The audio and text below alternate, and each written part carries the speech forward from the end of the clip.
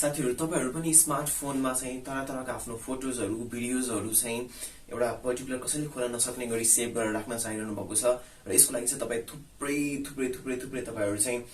play स्टोरमा गएर चाहिँ सिक्युर एप्लिकेशन्सहरु खोजिरहनु भएको छ थर्ड पार्टी एप्लिकेशन्सहरुको युज गर्दै हुनुहुन्छ भने त्यस्तो नगर्नुस् है त आजको यो भिडियोमा म तपाईहरुलाई चाहिँ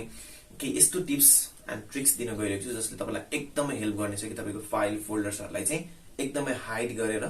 कुनै एप्लिकेशन्स बिना नै तपाईले हाइड गर्न सक्नुहुन्छ भनेपछि आजको यो भिडियोलाई तपाईले पुरा हेर्नु होला र टेक पण्डित बन्न यसले पनि हेल्प गर्छ है त आउनुस् भिडियोलाई हेर्न सिधै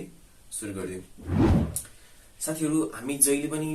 फोटोजहरु भिडियोजहरु हाम्रो जति पर्टिकुलर फोल्डर्सहरु चाहिँ एउटा मोबाइलमा राख्छौं र मोबाइल कसैले माग्दाखेरि चाहिँ उसले नदेखोस् नहेरोस् भन्ने चाहन्छौं र त्यसको लागि चाहिँ हामी भल्ट जस्ता थुप्रै एप्लिकेशन्सहरु युज गर्छौं यसरी भल्ट जस्ता थुप्रै एप्लिकेशन्सहरु युज गर्दाखेरि हाम्रो चाहिँ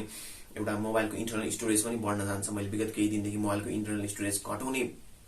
एजुकेशनल टिप्स एन्ड ट्रिक्सहरु प्रोवाइड गरिरहेको छु तपाईहरुलाई सो आजको यो भिडियोमा पनि म तपाईलाई एउटा सानो एउटा इति काम एउटा डटले